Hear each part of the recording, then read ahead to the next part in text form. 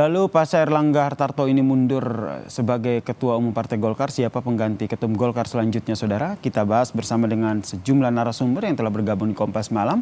Saya sapa ada Mas Andi Sinulinga, politisi Partai Golkar, dan juga ada pengamat politik dari UNER, Mas Erlangga Pribadi. Selamat malam, Assalamualaikum Mas Andi dan juga Mas Erlangga.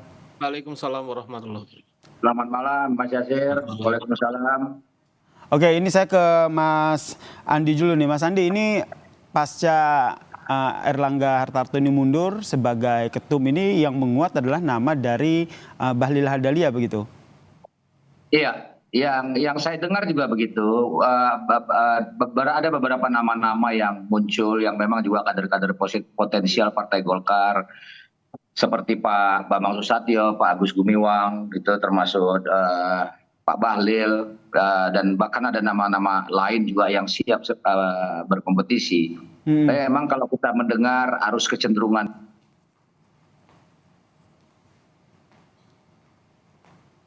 Mas Andi?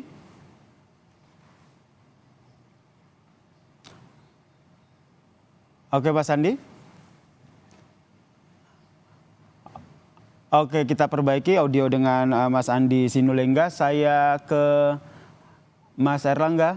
Mas Erlangga, ini tadi sempat kita dengar ya, tadi yang disampaikan oleh Mas Andi, ini banyak nama yang akhirnya menguat untuk menggantikan posisi Erlangga Hartarto sebagai ketua definitif gitu. Kenapa akhirnya nama Bahlil Lahadalia ini lebih mengerucut ataupun lebih kuat begitu, seperti yang tadi disampaikan oleh Mas Andi? Iya, kalau saya melihat, ya begini Mas, kalau saya melihat tadi berdasarkan pada apa yang diutarakan oleh Erlangga sendiri, bahwa mundurnya beliau terkait untuk menjaga keutuhan partai. Kalau kita melihat logika dari ucapan Pak Erlangga, itu artinya bahwa ada kontestasi di internal partai, sehingga jalan untuk menjaga keutuhan partai adalah mundurnya Pak Erlangga. Logikanya kan seperti itu. Kontestasi atau perebutan kekuasaan dalam tanda kutip? Iya, kontestasi bisa, salah satunya bisa mengarah pada perebutan kekuasaan. Dan jalan untuk menjaga stabilitas dan harmonisasi di partai adalah mundurnya Pak Erlangga. Artinya kan konsekuensi dari ucapan Pak Erlangga itu sendiri, gitu kan. Nah, di sini saya melihat bahwa di dalam internal Golkar itu ada dinamika politik yang cukup keras. Dan kemudian kalau kita melihat, saya ingat bahwa setidaknya 3 bulan yang lalu, itu bahwa dalam tanda petik dinasti politik dari Pak Jokowi, gitu, bisa Pak Jokowi atau Mas Gibran atau yang lainnya, ini kemudian membutuhkan basis politik dari partai untuk menjaga eksistensi kekuasaan dalam orbit kekuasaan pasca 2024 ini. Nah, saya pikir hal tersebut juga menjelaskan kalau kita lihat bahwa Bang Bahlil itu adalah bagian yang tidak terpisahkan dari inner circle dari kekuatan politik Pak Jokowi.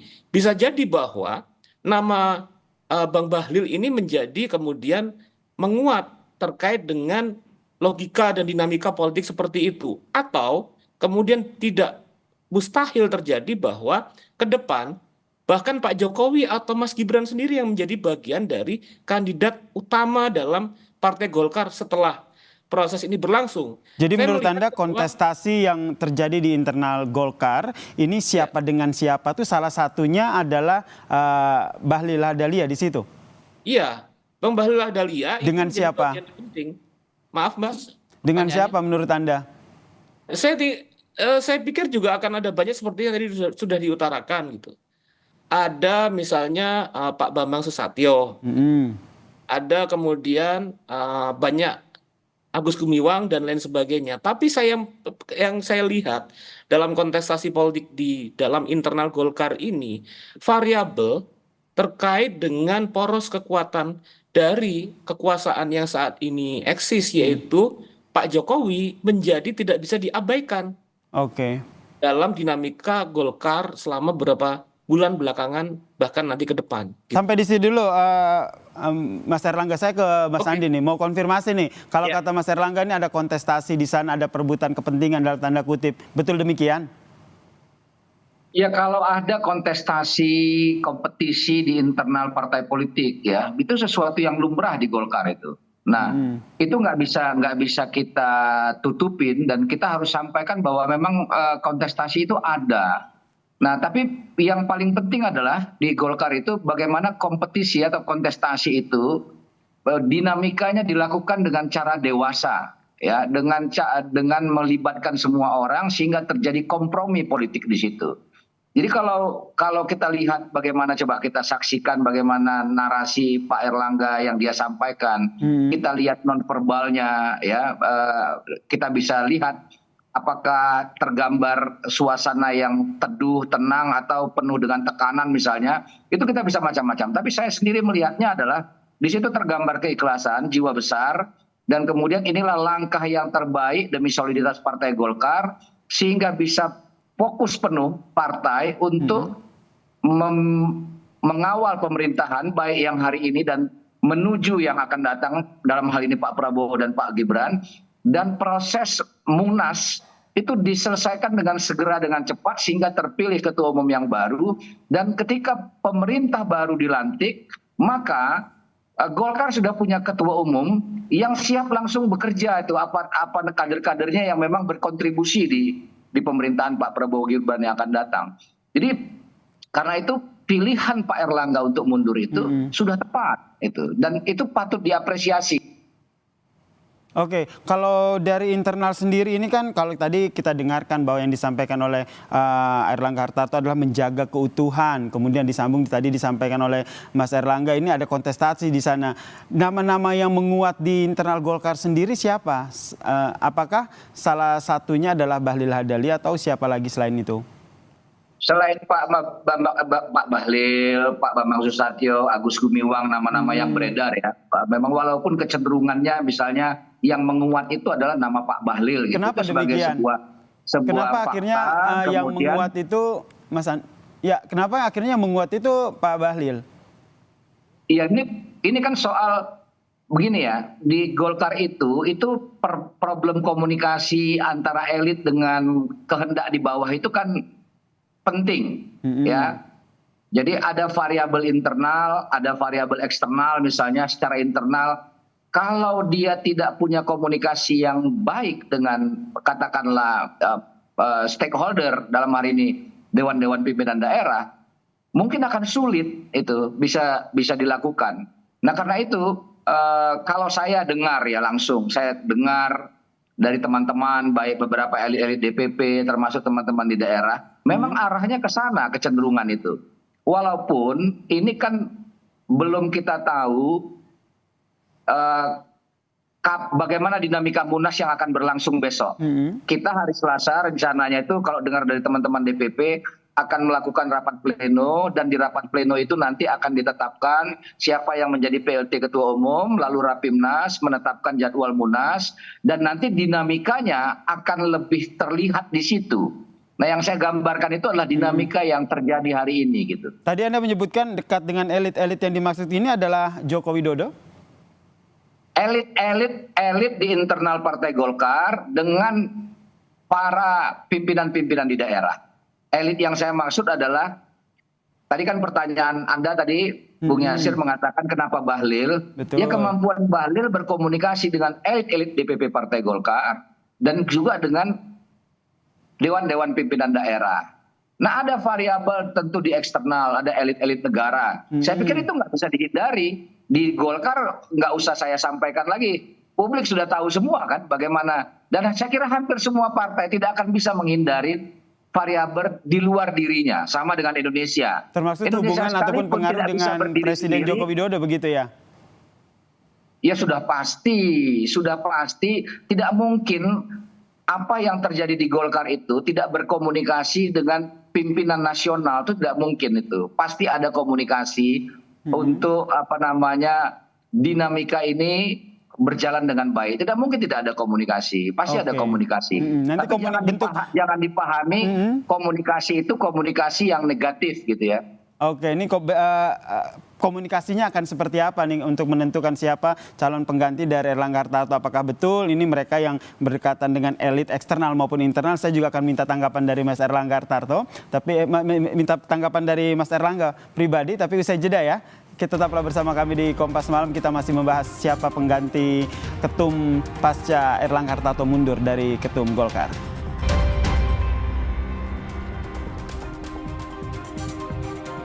Kita masih membahas pasca Erlangga Hartarto mundur dari ketum Golkar, lalu siapa pengganti ketum Golkar selanjutnya. Saya masih bergabung bersama kami di Kompas Malam, saudara, politisi Partai Golkar, Mas Andi Sinulinga, dan juga pengamat politik dari UNER, Mas Erlangga Hartarto. Saya ke Mas Erlangga pribadi, maksud saya ini sama-sama Erlangga begitu, jadi agak sedikit bingung saya. Nih Mas Erlangga pribadi, ini menurut Anda ini seberapa besar kans dari mereka yang nantinya akan mengganti sosok dari ketum Golkar? Apalagi tadi yang kita bahas salah satunya adalah Dahlia Lahadalia begitu. Iya, kalau saya ngelihat Bang Bahlil itu memiliki kans yang cukup kuat sebagai kandidat ketua umum Golkar di sini, karena memang seperti tadi sudah diutarakan oleh Bang Andi bahwa hubungan-hubungan yang dekat dengan stakeholder dan tentunya juga dengan elit politik, dan khususnya bahwa Bang Bahlil sendiri memiliki social and political capital dekat dengan Presiden Jokowi, yang hal tersebut memberikan peluang besar pada Bang Bahlil untuk menjadi ketua umum. Nah, di sini juga kita melihat kalau dalam konteks seperti kita tahu ya, dalam perspektif politik, Golkar itu pertama memiliki kemampuan untuk melakukan konflik resolution yang cukup matang. Artinya benar bahwa tadi saya utarakan bahwa ada kompetisi, ada kontestasi, bahkan konflik. Tapi salah satu pilihan resolusi konflik itu adalah dengan mundurnya Pak Erlangga Hartarto. Ini resolusi konflik yang dimaksud ini Pak Erlangga dengan siapa? Apakah dengan salah satu calon ketua umum Partai Golkar yang akan menggantikannya? Yang pasti dalam internal pasti ada kontestasi dan ada konflik. Dan mekanisme konfliknya kemudian setelah dipilih dengan kematangan Pak Erlangga untuk mundur. Itu pertama, Mas.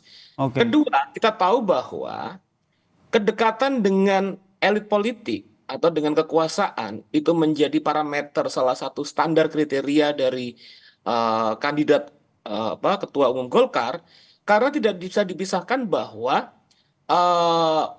track politik dari Golkar itu kemudian memang bagaimana tetap dalam poros dan orbit kekuasaan. Mungkin hampir semua partai politik seperti itu, tapi Golkar memiliki pengalaman yang cukup panjang tentang bagaimana kemudian menjadi bagian dari proses kekuasaan yang bekerja. Nah, disitulah kemudian dalam pilihan-pilihan politik siapa yang akan menjadi ketua umum, maka kriteria kedekatan dengan poros kekuasaan menjadi suatu hal yang sangat penting sebagai standar kriteria dari ketua umum Golkar. Gitu. Oke, jadi menurut Anda mundurnya Erlangga ini lebih kepada faktor internal Golkar ya? Saya pilih kalau tadi pilihan kata-kata yang diutarakan oleh mantan ketum Erlangga Hartarto itu bahwa untuk menjaga soliditas dan kesinambungan Partai Golkar. Menjaga keutuhan begitu. Kalau kita lihat kan, kalau menjaga keutuhan kan berarti ada yang tidak utuh begitu. Ada yang bisa dikatakan ada sesuatu yang terpecah begitu. Sehingga Erlangga harus mundur sehingga nggak pecah dan tetap utuh. Saya ke Mas Andi dulu. Mas Andi, ini membahasakannya seperti apa? Atau apa yang terjadi di internal Golkar? Boleh saya sampaikan dengan terang ya, sebentar ya, mohon jangan dipotong ya. Jadi soal terkait diksi kata keutuhan itu. Nah, kata keutuhan itu tidak berdiri tunggal karena ada kaitan juga dengan proses transisi pemerintahan dengan kabinet pemerintahan Pak Prabowo ke depan. Nah, kalau kita mau lihat, pasti ada kompetisi di Golkar. Kalau melihat jadwal, itu Desember kita Munas. Kalau mau dilihat jadwal dari ketetapan yang ada. Ya, nah karena di Desember Munas, maka sudah pasti calon-calon potensial di Golkar seperti yang sudah pasti melakukan penggalangan konsolidasi untuk mencari dukungan, ya segala macam itu. Nah karena itu dengan pertimbangan-pertimbangan yang sudah disampaikan lagi terkait transisi itu, supaya lebih dinamis saya sampaikan tadi itu, maka kalau dilaksanakannya Munasnya lebih cepat sebelum pemerintahan baru dilantik, dan kemudian terjadi kompromi politik di antara elit-elit Partai Golkar untuk supaya situasinya lebih konsolidatif, lebih utuh, tidak ada hiruk pikuk, katakanlah bahasa yang seperti itu, maka ini bisa dilakukan konsolidasi di antar elit dan kemudian dengan pimpinan-pimpinan daerah. Itulah pentingnya rapat pleno, rapat pimpinan nasional tadi itu. Nah, di antara itu semua, Pak Erlangga yang tadi sudah disampaikan oleh Pak Doli ingin fokus dia untuk menjalankan peran dan fungsi sebagai Menko Perekonomian yang memang menjadi catatan penting dalam pemerintahan kita hari ini. Nah, saya ingin sampaikan tidak ada privilege yang lebih besar daripada Pak Erlangga memimpin Partai Golkar 2 periode, 2017, 2019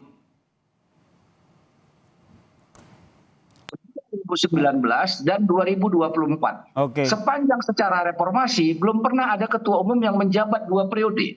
Nah, baru Pak Erlangga, dan itu tanpa konflik, tanpa ada hiruk pikuk yang berarti. Kita bisa cek semua. Konsolidasi partai bagus, tidak ada perpecahan, bahkan tidak ada hiruk pikuk di luar terjadi.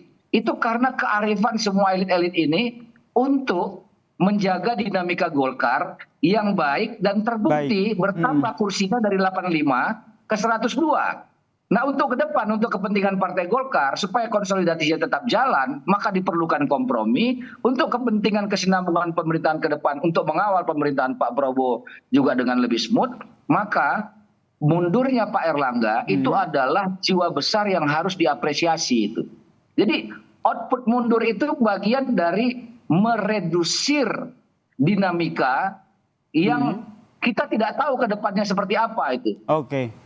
Nah, dalam konteks itulah menurut saya yang disampaikan Pak Erlangga, pembagian tugas. Dia sudah punya bertugas 2 periode di Partai Golkar dengan segala prestasi, meskipun ada catatan-catatan kekurangannya, tidak ada manusia yang sempurna, dan kemudian beliau ingin fokus di kabinet melaksanakan tugas peran pokok dan fungsinya sebagai Menko Perekonomian. Nah, ini berbagi tugas sehingga konsolidasi Partai Golkar ke depan itu diambil oleh kader-kader terbaik yang ada selain Pak Erlangga.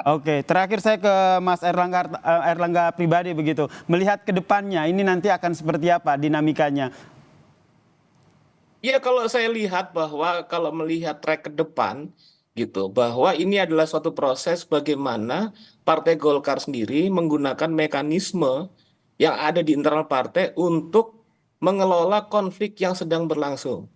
Jadi kalau tadi kita menyaksikan apa yang diutarakan, saya berpegang pada apa yang diutarakan oleh Pak Erlangga Hartarto, bahwa kemudian untuk menjaga keutuhan partai, dan saya berpegang pada apa yang diutarakan oleh Kanda Andi Sinulinga, bahwa terjadi kontestasi, terjadi kompetisi pada di awalnya, dan kemudian itu adalah hal yang biasa dan ini menjadi bagaimana mekanisme politik untuk menyelesaikan hal tersebut.